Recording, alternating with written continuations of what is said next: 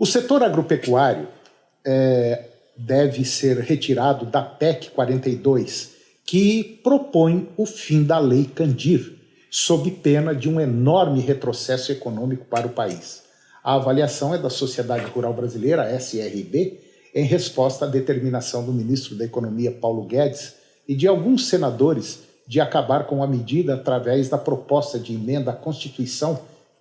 E agora a Lei Candir, ela foi criada em 1996, ela desonera de imposto sobre circulação de mercadorias e serviços, o ICMS, os produtos primários e bens semi-elaborados destinados à exportação. Caso a PEC sacrifique o agronegócio, o imposto passa a incidir sobre as vendas ao exterior de milho, soja, café e proteína animal, tornando esses e outros produtos menos competitivos no mercado internacional. Para a CRB, os problemas financeiros dos estados serão, vamos dizer, agravados caso os senadores decidam pelo fim da Lei Candir. E agora eu vou conversar com Márcio Antônio Ribeiro. Márcio é economista e diretor da faculdade FAC+. E nós vamos falar sobre um tema interessante que você tem que prestar muita atenção. Nós vamos falar sobre indicadores e metas de inflação. Márcio Antônio Ribeiro, mais uma vez, muito obrigado pela sua participação no nosso programa, por ter aceito o nosso convite e para falar de um tema muito interessante que deixa até hoje muita gente assim com a cabeça meio quente em relação aos preços de tudo aquilo que a gente consome. Quando você pensa que vai baixar, a coisa sobe. Márcio, tudo bem? Tudo bem, Toninho. Márcio, explica para mim, ou para nós, o que é inflação?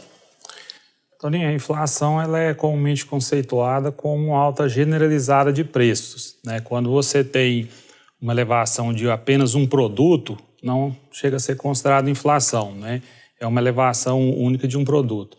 Mas a inflação ela tem um viés muito perverso, porque ela prejudica justamente as camadas mais pobres da população, menos favorecidas, que não dispõem de mecanismos que os possam proteger dessa desvalorização da moeda, né? Quer dizer, a dona de casa, geralmente quem faz compra em supermercado, entende bem o que é inflação. Você tinha R$100, ia há 3 meses, por exemplo, comprava determinados produtos. Hoje você volta ao mesmo supermercado para comprar os mesmos produtos com R$100 e às vezes você traz menos. Isso é inflação, né, Márcio? Sim, justamente, Toninho. É um exemplo, se você com R$100 comprava uma certa quantidade de produtos, se você tiver uma inflação, por exemplo, de 5%, você vai perder justamente esse percentual no seu poder de compra. Então, o que o governo faz para tentar estabelecer um limite de inflação que seja razoável, não prejudique o crescimento econômico do país e também essa população? É estabelecer as chamadas metas de inflação. Ele estabelece uma meta para aquele ano, Isso é feito através do Conselho Monetário Nacional, ele faz todo um estudo e identifica o que seria uma inflação, poderíamos dizer, ótima para aquele ano. Ele delega isso ao Copom, que vai estabelecer uma taxa Selic que permita ao Banco Central operar os diversos mecanismos que existem para alcançar aquela inflação pretendida. Um exemplo, para esse ano, a inflação planejada pelo governo é de 4,25%. Para 2020, 4%, 2021, 3,75% e para 2022, 3,5%. Então já existe uma meta estabelecida de longo prazo. E a população pode acompanhar isso, seja produtores, empresários, a dona de casa, através do relatório do Copom, que é o Comitê de Política Monetária do Banco Central, que semanalmente ele faz uma pesquisa de mercado e divulga isso para a população através do site do próprio Banco Central. Agora, tem um detalhe que muita gente que assiste jornal, assiste televisão, vê isso aí basicamente quase toda semana, a tal da taxa Selic, né, Márcio? Justo. Essa taxa Selic está envolvida também, é através dela que a inflação ou pode subir ou pode descer, ou os produtos que você quer comprar pode subir, pode crescer mais ou pode diminuir. Ou seja, quando você quer comprar uma máquina de lavar roupa, por exemplo, ali já tem um juro embutido naquilo ali, né, Márcio? Justo. Esse juro, muitas vezes, como o mercado determina, é a opção de exclusão. Eu posso aplicar o dinheiro nos títulos do Banco Central, que são remunerados pela Selic, ou colocar ele à disposição do mercado, por exemplo, para lojas, para financiamento, né? Ou seja, a taxa Selic é que vai dar a medida de quanto vai ser esse juro que o empresário ou mesmo a população vai pagar na aquisição de seus produtos. Inclusive agora nós estamos vendo na mídia aí saindo que houve os próprios bancos do governo, né, Caixa Econômica Federal e Banco do Brasil, reduziram taxas de juros, principalmente a Caixa Econômica. Parece que para quem tem dívida com ele, para quem quer comprar a casa própria, parece que o juro deu uma diminuída. Isso, Márcio, pode ser um reflexo de que a economia começa a querer andar? Sim, como o governo trabalha, quando você tem uma expectativa de inflação baixa, ou seja, o governo não tem necessidade de retirar dinheiro de circulação. Sim. Então, ele começa a fomentar o crédito. E isso faz que, com a disponibilidade de dinheiro no mercado, os juros baixem, os bancos baixem o juro.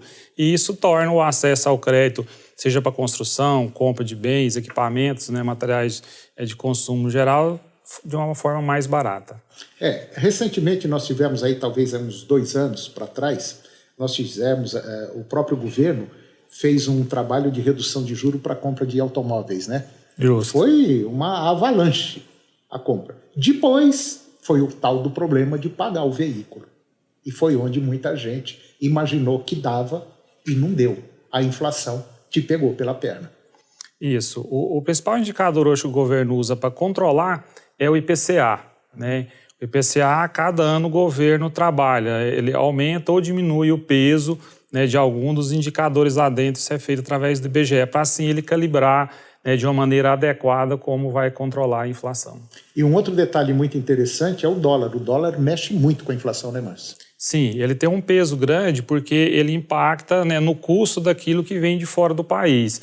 Ou seja, em momentos que eu tenho uma elevação de dólar, eu acabo fazendo com que o custo de vários produtos, né, esses que são de origem importada, acabem subindo. Não é muito simples a gente entender de economia, mas é muito interessante a gente ficar ligado no que sai durante a semana ou durante o mês em relação a alguns números. A gente ficar ligado com o IPCA, com Selic, com taxa Selic, porque através desses índices é que a gente sabe se a coisa vai para cima ou vai diminuir. E geralmente sobe, né, Márcio? Normalmente a inflação tende a ser um caminho positivo. Dificilmente ela é negativa. Márcio, mais uma vez, muito obrigado pela sua participação no nosso programa. Muito obrigado mesmo. E semana que vem nós vamos estar juntos de novo, se Deus quiser. Obrigado. Por nada. E depois do intervalo, nós vamos falar sobre bioeconomia e a importância das florestas nativas. É um minutinho só, nós voltamos já.